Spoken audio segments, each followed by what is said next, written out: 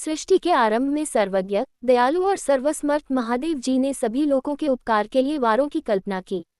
वे भगवान शिव संसार रूपी रोगों को दूर करने के लिए वैद्य हैं, सबके ज्ञाता और सभी औषधों के औषध भी है। देवों के देव महादेव ने सर्वप्रथम अपने वार की कल्पना की, जो आरोग्य प्रदान करने वाला है। जन्मकाल में दुर्गतिग्रस्त बालक की रक्षा के लिए उन्होंने कुमार के वार की कल्पना की।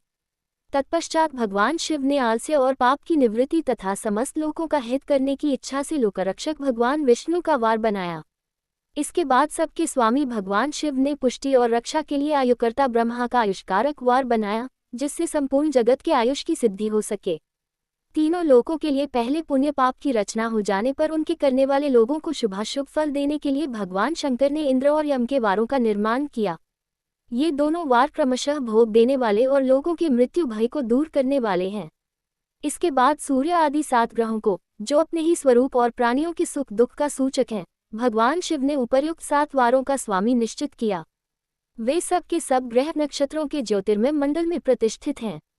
शिव के वार और दिन के स्वामी सूर्य है, शक्ति संबंधी वार के स्वामी सोम है, कुमार संबंधी दिन के अधिपति मंगल है, विष्णु वार के स्वामी बुध है, ब्रह्मा जी के वार के अधिपति बृहस्पति हैं, इंद्र वार के स्वामी शुक्र है और यम वार के स्वामी शनैश्चर है।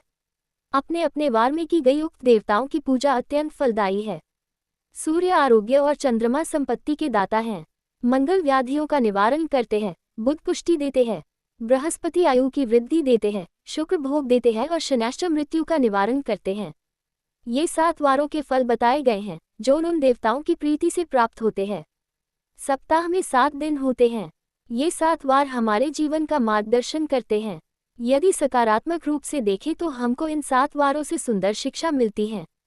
1. रविवार रवि सूर्य का दिन है।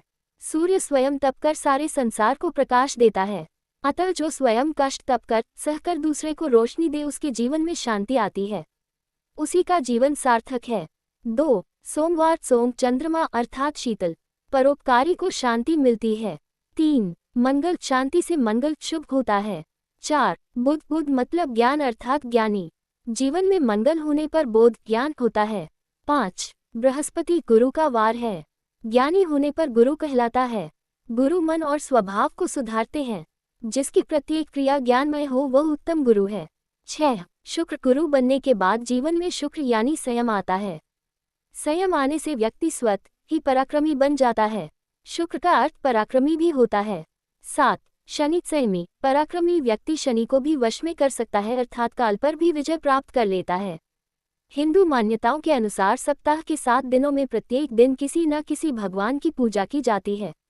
सप्ताह के पहले दिन अर्थात सोमवार को भगवान शिव की पूजा की जाती है।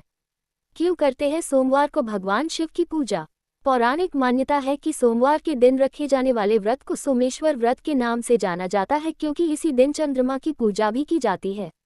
हमारे धर्मग्रंथों में सोमेश्वर शब्द के 2 अर्थ होते हैं।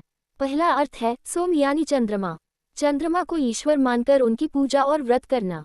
सोमेश्वर शब्द का दूसरा अर्थ है वह देव, जिसे सोमदेव ने भी अपना भगवान माना है और वह देवता है भगवान शिव। ऐसा माना जाता है कि सोमदेव ने भगवान शिव की आराधना की, जिससे सोमदेव निरोगी हुए और उन्होंने फिर से अपने सौंदर्य को प्राप्त किया। भगवान शंकर ने भी प्रसन्न होकर दूज अर्थात द्वितीय तिथि के चंद्रमा को अपनी जटाओं में मुकुट की तरह धारण किया।